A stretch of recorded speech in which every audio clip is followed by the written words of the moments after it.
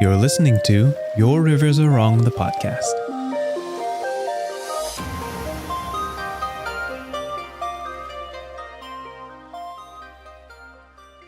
Good morning, or afternoon, or evening, or good night. You know, people are hanging out at night too. Or Welcome. good night, yeah. Yeah, who knows? Welcome to the Your Rivers Are Wrong podcast. It's me. My name is Merle. And there's another host with me. It's me. It's Dante.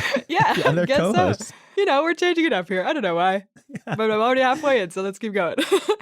In this podcast, in case you didn't know, we talk about the wonderful whimsies of world building, the arts, the aesthetics of storytelling and setting up a setting, and everything that comes with that. And Exactly. we're doing pretty good. We're on episode 48 now. We had to check it ourselves right before we started recording because we've done a lot of them so far, which is great. Yeah. How you been, Dante? I've been good. I've been hanging out. It's been a hectic week. Oh, yeah. I mean, it's shaping up to be hectic. How come? Well, last week I recorded a video about Pathfinder, the game Pathfinder 2E, or a live stream. And then people were like, "Oh, that's a pretty good game. Can you do it again?" And I'm like, "Yeah, sure. I gotta learn a character by the weekend. So let me just schedule another live stream the week following, which is this week, on Friday." That sounds fine. And, you know, I always try to stream a new game on Monday. So I'm like, okay, Monday stream, Friday stream. Sounds good, right? I see on Twitter, there's an author of a game that looks really cool called Tangled Blessings. We're going to try it out eventually. And I'm like, wouldn't it be sick if I got the author of the book on a live stream? So I reach out. I'm like, hey, doing this live stream thing for new TTRPG games. When are you free? And she's like, oh, Wednesday sounds great. And I'm like, sure. Let me check my schedule. Yeah, See I got where some that room slots left, in. Sure. Yeah, I got some room left. Let me check that you can't say Monday, no. that Friday. Yeah. So slot that in on the Wednesday. That's my three God. streams. 3 streams this week. So That's hard. Monday, Wednesday, Friday should be fun.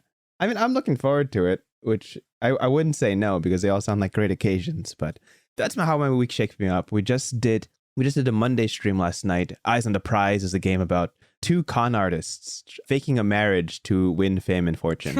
Oh my God, and that's great. It's a 2-player game, and it is so funny. And I really enjoyed it. Sounds like Spy Family.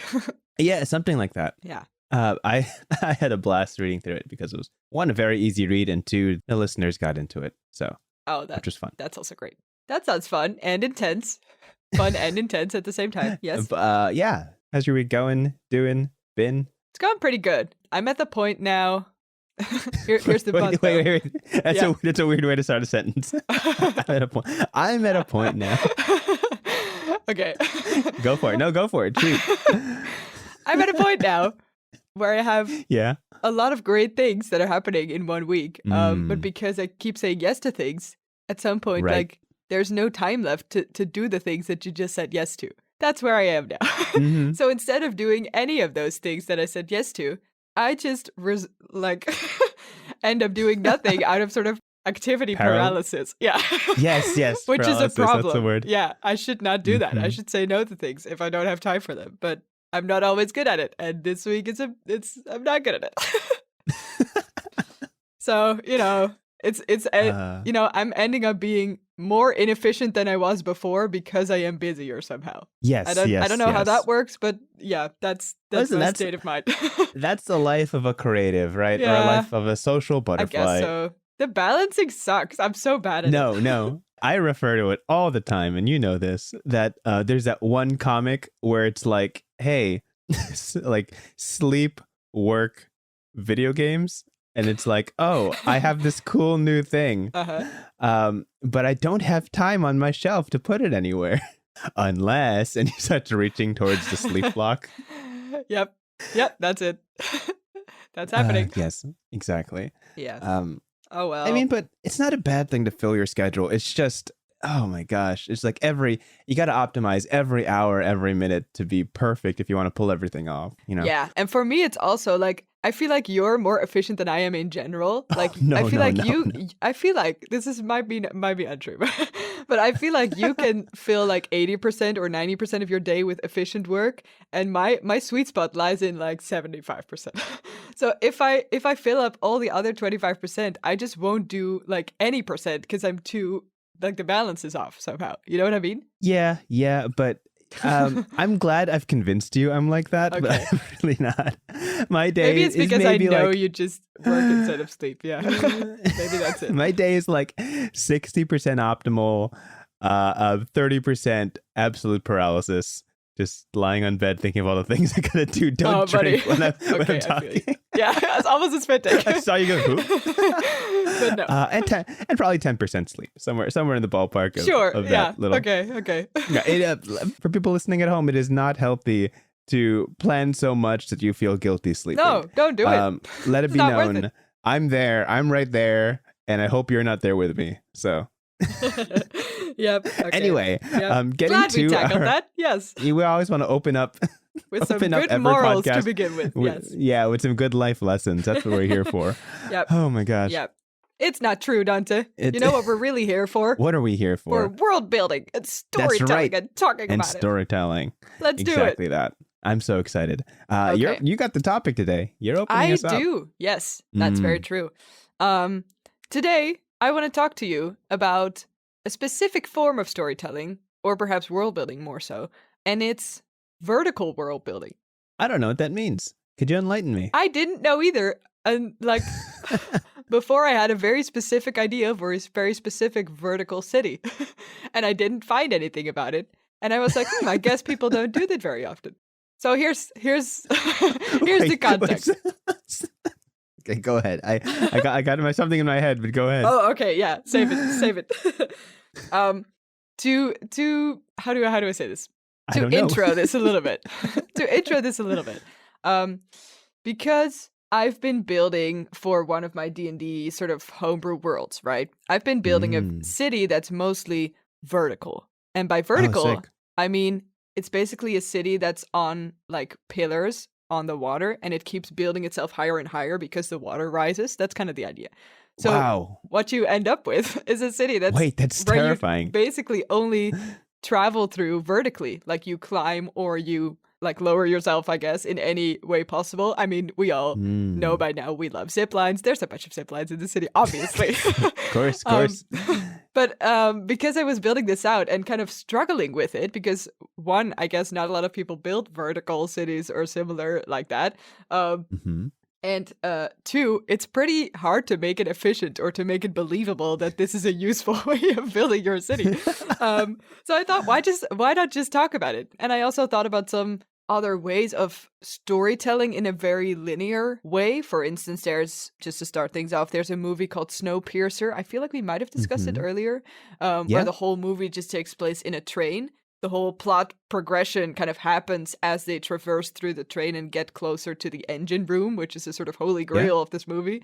It's not vertical, but it's very like, it has a very specific line that the story travels through, literally the train. So I think we could say a lot about this. So I want to hear your thoughts, is what I want. Well, I mean, my immediate thoughts are, it must be difficult to build a vertical city. I guess so. Yeah. I think first and foremost, it's been a minute since we've just had a straight world building topic. We usually lean a little bit into we've leaned into the storytelling quite a bit, but straight up world building, could be fun. Yeah. Let's see. So it's almost as if we're jumping into a prompt here, but let me try to reason what this vertical city is. You're saying that the water keeps rising. Yes. So they have to build upwards to avoid the water. Kind of, yeah. I feel like, I mean, we don't have to go super into this because then it's got to be a real problem. It's like Tetris. But we can, yeah. But basically, the sort of premise of this is a swamp city, kind of. And after years and years of, I don't know, climate change or, I don't know, random other magical intervention, because now the seas are rising. That's the occasion here. The city, unlike all the other cities in the surroundings, started to sort of ramp itself up on wooden platforms and make sure that they were high enough to sort of beat the water to flooding their houses and stuff. And they thought, okay, once we're high enough up, we're good. And then the seas just kept rising and rising. And at some point, you know, the same problem happens. And before they know it, they're sort of doing this weird, who's going to build their house the highest before the water reaches it race. And then before you know it, you have an entire sort of towering structure of city. That's kind of the premise of it, or the idea that got stuck in my brain. I mean, I love it. In real life, climate people are like, oh, a whole lot of cities are going to be underwater in 50 to 100 years. Better start planning how to build high. Kind of, yeah. The first thought is like, are they pulling like resources from surrounding areas to like build high? Where are they getting the materials if the water is rising? Good question. Are they like diving for it? Maybe. That would be interesting. I mean, you would think at some point that they would just build like giant floaters, right? That it would just become a boat so they don't have to keep building. But I feel like this is a sort of space race, but now it's a sort of vertical who can build their house the highest race. I don't know. I love it. Yeah, there's a lot to this. There's less logic, more pride. It's like, I just want the highest house. It's like a hierarchy now. Yeah. Whoever's house the highest has the biggest chance of survival, I guess. Okay. Well, in terms of quite literal vertical world building, you could take inspiration from real life. I think actually we can call back, and now that it's officially been 4 years, we can call back to the one shot that we first met at. In the setting of that, I wrote was the city of Estol, which was a kind of like a weird mountain city in the middle of a desert, quite literally like conical vertical, where the original conqueror of this city basically destroyed the city, covered it in rubble, and then built his city on top of it.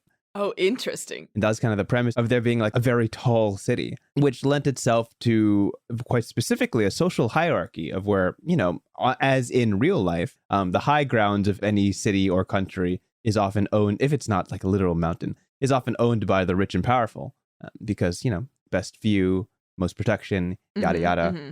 And you could kind of figure out somebody's income level depending on where in the city they lived. Did they live at the very, very peak? Did they live in the twisting roads of the middle area? Or did they live at the bottom near like the proper water in this desert? I didn't plan the setting for you, but but it also, you know, lent itself to a lot of people living within the city, like underneath, like underground. Like in the rubble, in the original. Yeah, within the rubble. Right. Yeah, like there's a whole new community there. So I'm thinking with your vertical city, is there a social hierarchy going on here? Is the city big enough that I kind of want to ask like the population of this place, because if we establish that, then we know like who's kind of leading these sort of things. I feel like it's not too big because, you know, how much effort are you going to do before you're going to move away just to another place, right? That's but true, I feel like true. this is a weird, I'm not sure about the number, right? But not too large. It's not like 3 houses. There needs to be some sort of structure or some sort of high and low. There needs to be enough people so that there can be a hierarchy at all, right? Of course. But I guess this is a weird mix of like residents that have lived, you know, since the water started rising and new people coming to seek fortune or, you know, coming from the drowning villages nearby, seeking, you know, a better life. And this is the closest one, I guess. In terms of what you were saying about the sort of how do you call this? Counterculture? No, like the sort of underground people still living in the rubble. I would also love for this to be a sort of thing that the city is towering above the water surface, and then actually on the surface are all the boats that are not allowed in the city, and they just form a sort of mini city at themselves because no one can get in the city or something. I don't know. Oh, I love that. You could even, and now that this has become a world building exercise, everyone listening can join us. It's fine. Listen, if the water's rising, there's still infrastructure below the water. What if there's just a whole community that starts forming underwater in the second half of the city and no one's actually looking there? So interesting. So you could play that there's 3 different communities here. The people, I didn't the think risers, about the third one. Yeah, that's right? cool. Like the risers, the divers, and the swimmers or whatever. Yeah, sure. Wow, that's wild. And they all have their own little hierarchies and structures and customs and stuff like that.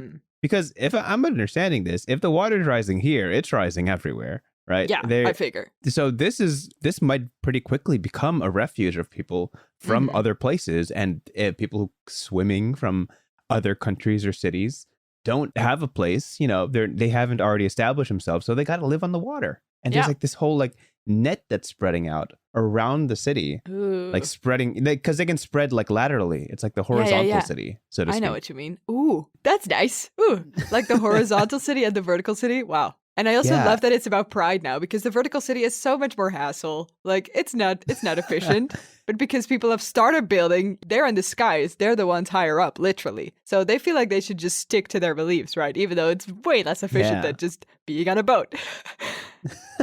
Yeah. Listen, people literally live on boats. I mean, they're shackled. It's very they're doable. Shackled to this. Yeah.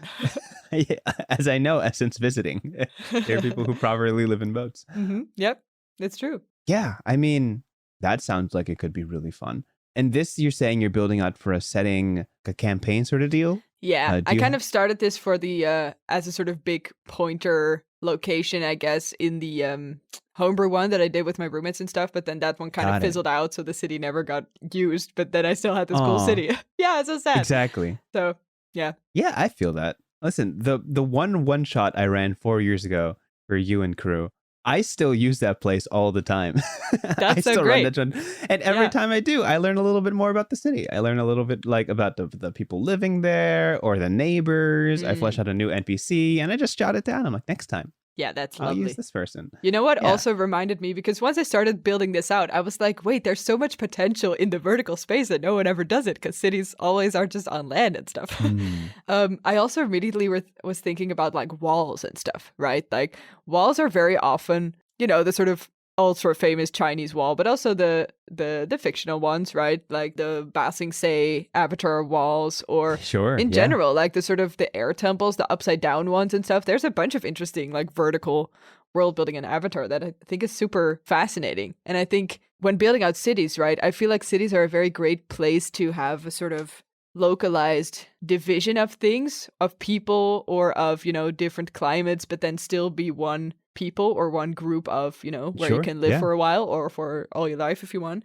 So the size of it makes it interesting that you can both do these sort of location bound groups or hierarchies, but then still all be part of one culture or, group of people still. And I think there's, based on, of course, where your city is located or where your, whatever your world building is located, the vertical aspect is something that really changes a culture drastically. Because Yeah, of course. we, of course, are not used to traversing vertically all the time. Like, we figured out how planes work, and that was like a big deal, a big step, and that's kind of where we left off. But imagine if you're constantly, like, let's just say if you're constantly in this vertical city that we just talked about, right?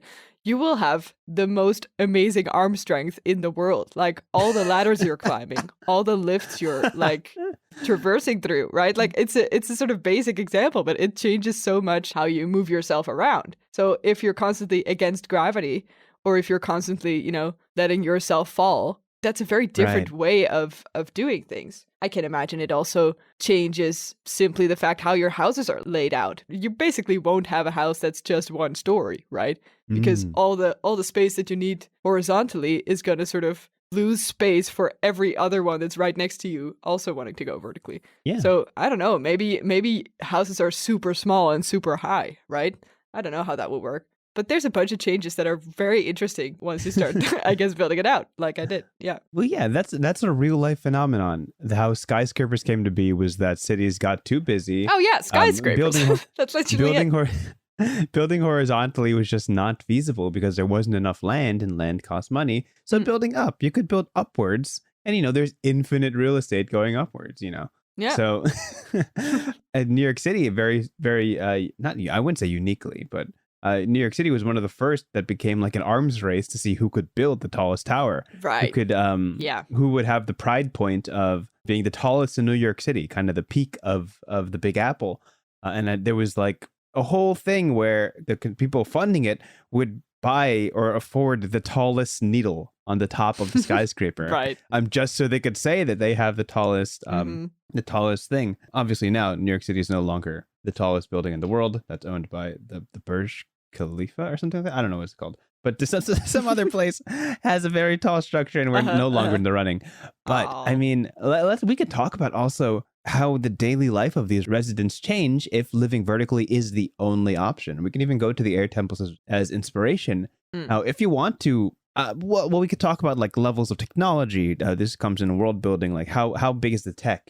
Is it like super futuristic? Is it steampunk and medieval fantasy? Is it less? First thing that comes to mind would be sick is that like every person has like a little glider if they need to descend quickly. So they just kind of hop out of the window, like do a couple loop-de-loops on their way down, and then exit on the lower floor. And that could be something that's accommodated on multiple levels if that's a culture thing. Yeah, I was going to say, like, I think you'll basically need so many balconies because then you have a lot of access to all kind of points from the literal sky. Yes. So it's not like, I think the main thing is not even walking. It's probably gliding or flying or something like that, because walking, doesn't bring you anywhere here. Like it brings you one level and that's it. And I feel like obviously lifts would be important, the whole pulley lift system. Yeah. But probably, you could only use so many of those for a whole city. And even in my head, I imagine in a little steampunk setting, if you want to ascend, you have like a little backpack and you pull a string and a balloon, like a hot air balloon comes out of your back and you just slowly rise. That's wild. Oh my God. You just ascend with your little backpack back to whatever floor you're coming from, because daily life would change. If you're assuming that the city is not very wide and everything to explore is up and down, that's a big deal. And depending on how fast this water rises, could you imagine people are like, oh, dang, we lost floor 352 last night. Oh, that's cool. I didn't think about that. Yeah. What if it goes super fast? That had the best bakery. Yeah, I'm thinking that they're rebuilding on 384. There's a little bit of room there, but it's not guaranteed. They might just join the horizontal city, and God forbid. Interesting. Yeah, that's wild. You got to really consider the people at the lower levels are under the most pressure to ascend, to elevate. Even if they're stuck there for whatever reason, if the social climate doesn't allow them to be at the top climbing, they have to leave. They have to evacuate and move somewhere else, and that requires joining another floor, and every floor, Tower of Druaga style, might have different cultures, different societies, different hierarchies, being oh, welcome to floor 358. Sorry, you gotta pretend to be a dog for a week before you can hook up. Oh my God. Be here. It'd be the worst. You'd hate it. Yeah, and people would reminisce about their old floors, oh, I was on floor 299. Everybody was real kind there, but now on floor 367, lost to the water. Yeah. Yeah, I'm nobody here, And also, this begs the question: do you own, is real estate still owned horizontally, quote unquote? If I own a tiny bakery and there's nothing on top of my roof, do I have free range in whatever I want to build on top of it? Or is that sure. Bad luck? If someone builds on top of you, you did it to yourself. You better raise before otherwise claim your sky space, basically. Because I think if everyone would own only a horizontal thing, then I think there's maybe I don't know, max 100. No, that's a lot. Max 50 people that own the entirety of the vertical space. And I don't think that's going to be useful once everyone starts climbing as fast as they can, right? Listen, once growing vertically becomes a cultural thing, only the rich and powerful will be able to claim what you called, and I hate this term, it's dystopian, sky space. It's crazy. Where they own all the sky above their initial establishment, and they can build up, Yeah. And also, I think people would call this such a traditional way of seeing real estate, right? Because everyone is just used to horizontal cities before this climbing city happened. But now, if I own a bakery and somebody else builds their floor out over on top of my bakery, joke's on you.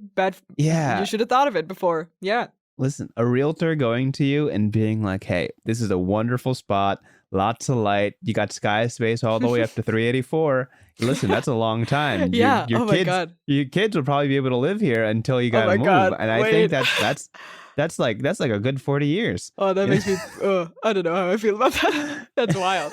Oh my God. Could you imagine, in this world, in our world, if your houses had a lifespan where it's you can live here, but after 40 years, it's underwater. The water's going to reach it. Yeah. Or what if now the two options become either you climb higher or you just claim your sky space or whatever. You make sure you stay in the air, basically, literally. I hate the coining sky space. But I love how much I hate it.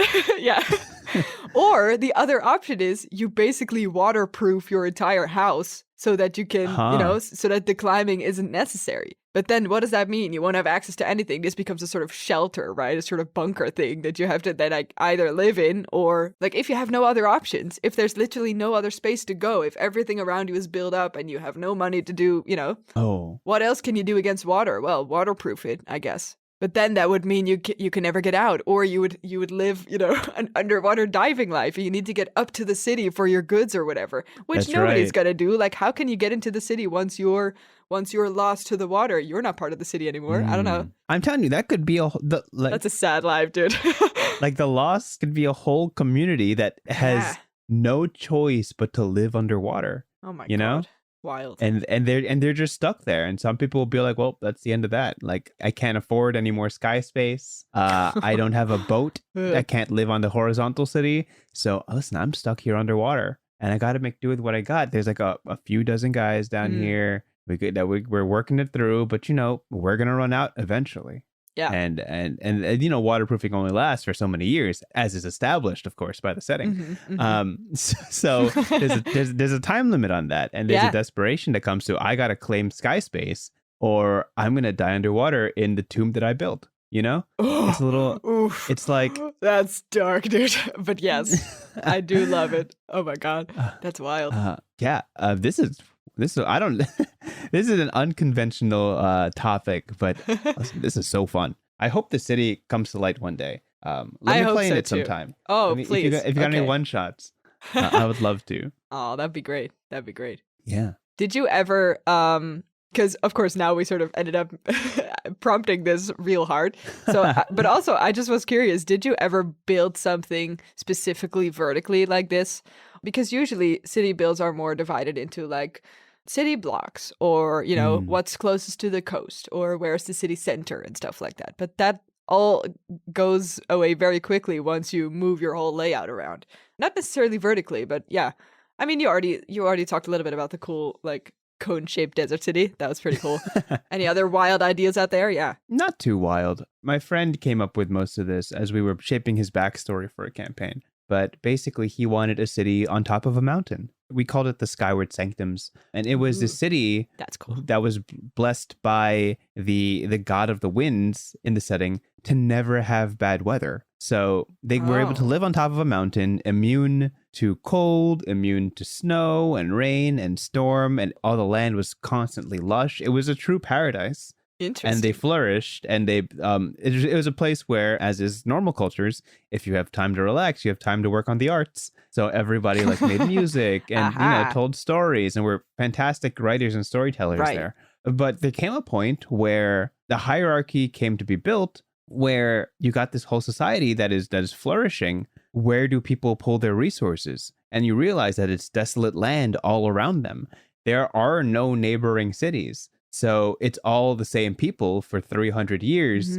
You either got to learn to branch out or leave paradise and find life elsewhere if you want to prosper. As the money almost cynically funnels towards very specific families, and like there become divisions. And as time goes on, if everybody's losing their resources, you have to leave paradise to survive. And suddenly, is this place in this nigh unreachable world, is it still paradise? Even if it has all these resources, if you can't have a living, So is this an issue of space as well? Or is it more like things running out, basically? It's an issue of isolation. It's when you have no neighbors, you have no allies, you have no enemies. It's the world that forms from an isolated utopia. And you have to kind of wrestle with, is this place still perfect? Even if it's in the perfect spot, if it's surrounded by desolation, if it's void of community, is it still perfect? So yeah, it was kind of the political center of our whole campaign. The rest of the places were like, cool. Fight people, journey the seas, but adventure. Okay. Yeah. So this was a purposefully very isolated place, but then but I assume your characters were originally like entering it, right? Or did they did the whole thing take place in the city, or did they also enter and leave it? Well, it was the hometown of one of the characters. Okay. So they left. They were sent on a mission to become powerful, to inherit power from the great goddess to this one location, and then come back and help establish the power of one very rich family. Because, hey, we need someone like you to be strong so we can keep our hold on the money and fame and wealth. And within the time that he left, he met the party, he did all his world traveling, and he came back with a greater purpose to liberate the city from its current oppressors. And that was how that all came to culmination. Context. Yeah. Interesting. I also wonder how the other cities or villages or surrounding places, or I guess just any other place in the world, looks upon this city then. It feels like an unreachable place. Is it the Holy Grail, or is it already cynical from the outside because you see there's no It's kind of like a place of myth, as in like nobody has visited it in recent years. Cool. Obviously there were grand and like brave adventurers who made it there years and years and years past, But since then, the city's not talking to anybody. They're not sharing any resources. There's no point in talking to them because they don't bother anyone. They just enjoy their city in Mm, this little corner of the world and do nothing to affect the rest of the world. So right. so over time you lose contact with them, and they develop their own system and problems and all that. So yeah, it's a mythical place, and the name Skyward Sanctums was kind of representative of it being too far away to think about. Hmm. But Yeah. I yeah, kind of love that though, because then suddenly, no matter how perfect your city is, if you don't have connection to the other places in the world, you're still not gonna quote unquote matter because mm, literally everyone forgets about it or can't reach you. So, yeah. yeah, it was sick, but Hmm. that is cool. Yeah. I like that verticality is kind of the I topic that guess we've that's a touched on topic. here, Yeah. Yeah, right? for sure. And I wanted to touch upon maybe one more thing because I think specifically if we're talking about games, right? Very often location such as a floor or as a street or something linear, I guess I could call it, Sure. um, Yes. can be connected to your game mechanics. For instance, leveling up, right? In the Sure. example of Snowpiercer, where short summary, the whole world is basically unlivable and the only people, cultures, I guess, remaining are in a very long train that just keeps driving on this one track endlessly. So within this train, the whole hierarchy is very specific and also very much based on the wagon that you're in. The richer you are, the better wagon you can live in, Mm, stuff like that. And it also reminded me of the way that certain levels or, super literal things like boss battles or something can evolve, right? If you tie them to a specific location that works ultra linear, kind of. So either, first floor, second floor, third floor of a samurai temple or whatever, or, sure. a train that contains the entirety of the world. You can literally see progression happening because it's forced into this linear, Right. located perspective, whatever you want to call it. And I think that's kind of cool too. Like there's really also very interesting links or connections you can make with your game or story mechanics, like the super literal parts of your story. It's doesn't just have to be cool world building. And I think that's already a little bit what we talked about in, how it affects your characters or how it affects your Right. daily going around this place, or indeed how much money or how much space you can claim for your family or for your future or whatever, all that stuff. And I think when you tie something so specifically to a place or to a location that keeps growing or keeps expanding as you level up, you give yourself a very interesting framework within which you can work. Sometimes if you world build, or, if I speak for, being an artist in general, sometimes if you give yourself a very limited amount of space literally to work in, or if you Mm, say, I can only do so many iterations of this and then it has to be done, it forces you to be super creative because you have such a specific space that you can only use. yeah. So as a sort of framework or as setting rules for yourself in this way as your world build can also be a very interesting tool to actually do it and to get super creative on a very detailed, hyper-focused kind of level. Yeah, exactly. Yeah, and that works out really well too if you're stuck or if you need a very specific thing to be built up, right? Yeah. Yeah, I think we've run into it in a lot of prompts where the more specific it is, the more creative it gets. If you leave a topic too broad, your mind starts spinning wheels in a whole lot of different directions, and it's not exactly conducive to a creative setting. But if you pinpoint exactly what you want and know exactly the energy you're going for, that's when things kind of shine most brightly. Yeah, for sure. Ooh, All right. interesting. Thank you so much for that topic. I guess we're gonna wrap this up with a prompt, right? Is Yeah, that where we're I headed? I guess so. I didn't realize this was going to be like very much prompt based already. But we'll just wrap it up in a nice little end note here. Sounds good. I think Sounds my good. prompt is very similar to what we've already discussed now. But let's just go for it. Um, Sure. the prompt is as follows, and we can back and forth, or you can just do the whole thing yourself, whatever you feel like. We've come to the final stages of our story, of our quest, and the villain is on the roof. Okay. That's the prompt. Okay. That's the prompt? Oh, that's it? Oh my gosh. Villains on the roof. Villains on the roof. This sounds like a play. Yeah, for sure. Yeah, I'm imagining. Okay, well, now I've got it in my head. This is definitely the climax of a Broadway play. Oh Villains on God, the are we roof. yeah, There's please. the music's building up. You could hear like the crescendo of like the strings in the background. Well, it's not a crescendo, but like a high paced Intenseness, move. yes. high-paced movement, definitely the third movement of any sort of classical piece. I'm here for it. The main cast is panicking, and the main cast is panicking because, well, actually, now I got the vision. It's here. Yes, I can see it brewing. Yeah, you can see it on my brain, on my forehead. The gears spinning. Yeah, this is it. The kids are the main character. It's a bunch of kids spending a wonderful time. My favorite characters. Spending a wonderful holiday together, pulled from the very reaches of their far off little houses in like the suburbs and rural areas, and across the waters. The little family reunion. All the kids waiting for Santa. Oh my God. Told that he's coming at midnight. It's gonna be a thing. There's already a couple presents there. A couple presents. Some arrived early. Some Santa did not give. But they're waiting for Santa's presents, and their parents say, "Oh, don't stay up till midnight." You don't want to disrupt the Santa at work. But these kids, cunning as they are like, we're smarter than the adults. We can see Santa whenever we want. So they stay up. Edgy. Clock ticks 9 o'clock, 10 o'clock. 11 o'clock, you hear the soft twinkles and the what's that one instrument they only use during Christmas time? The sleigh bells. Oh yeah. Yeah. That tells you that a song is indeed Christmas themed when they use this. The one marker that we all know it from. Hey, how to turn any song Christmassy? How do you distinguish the them? sleigh bells. Yes. And lo and behold, 11:59, the kids begin to hear these sleigh bells in the distance, slowly getting closer and closer. They huddle behind the couch, staring at the Christmas tree placed perfectly next to the chimney, and they watch as the clock ticks, tick, tick, tick. The seconds hand on the clock slowly moving forward, and as midnight strikes, you hear this clock plays a song, plays Silent Night, very low, mournful song for midnight. Nobody's listening, of course, because everybody should be asleep, and they watch as a faint white mist begins to descend through the chimney, filling the room, occluding their vision. And they see a dark, tall, hunched shadow arrive.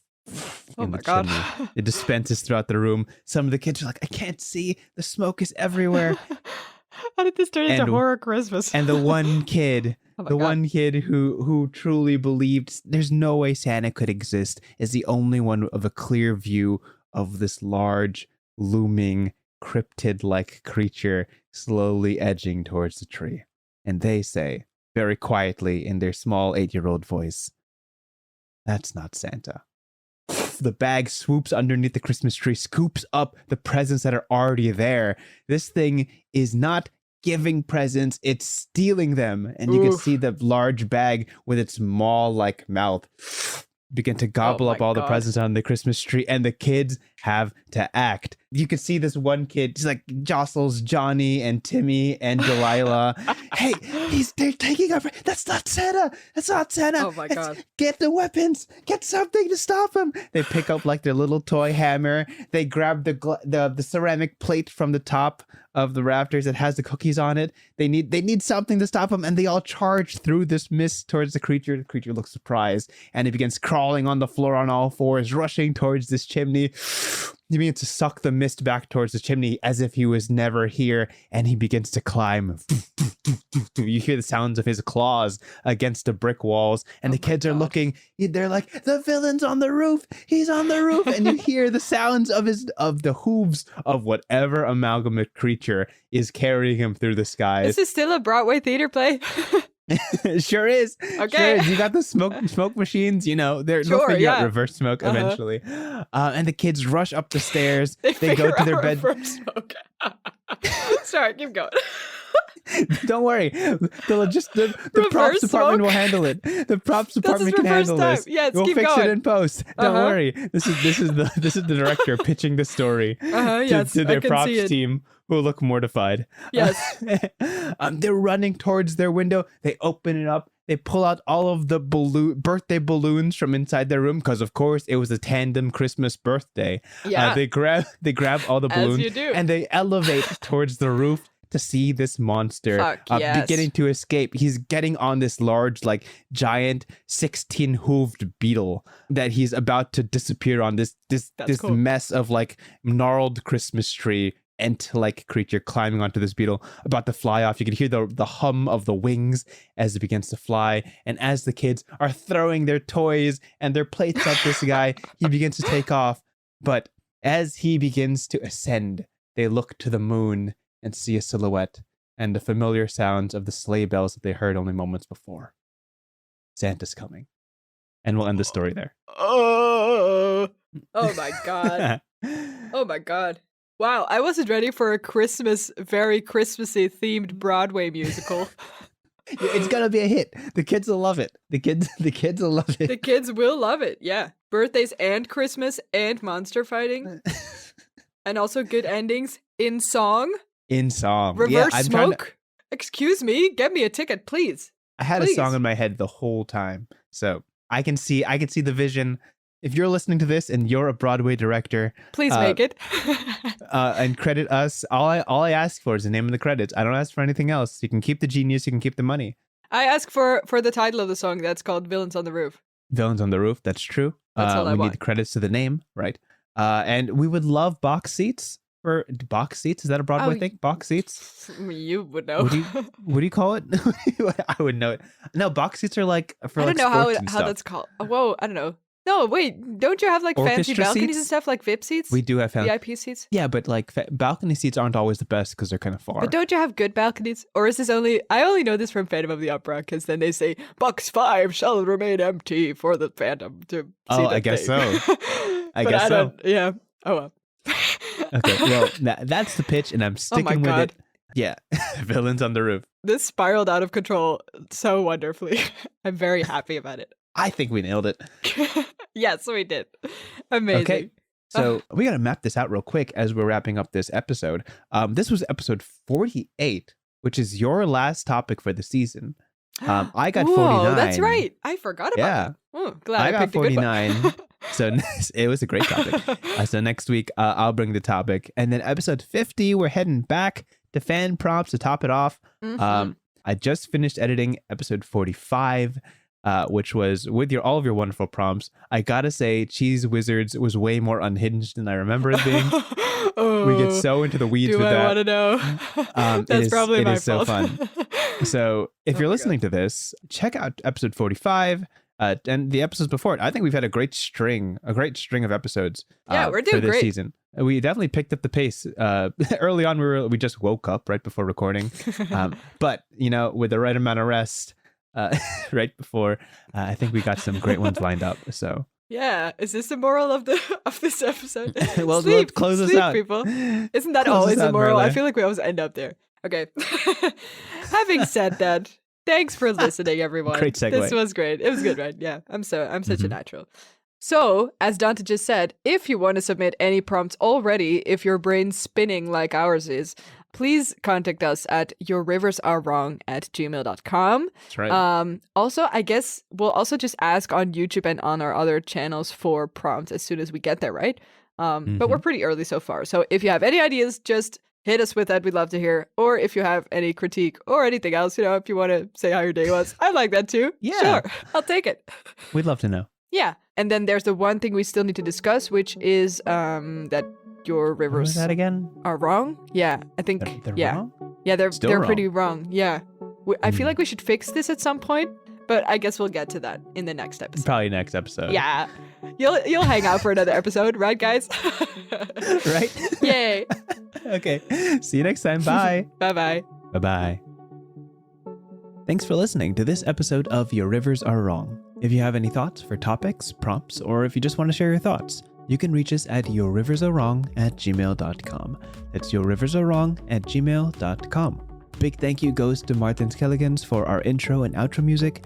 And most importantly, thank you for listening. We hope to catch you at our next episode. Have a good one.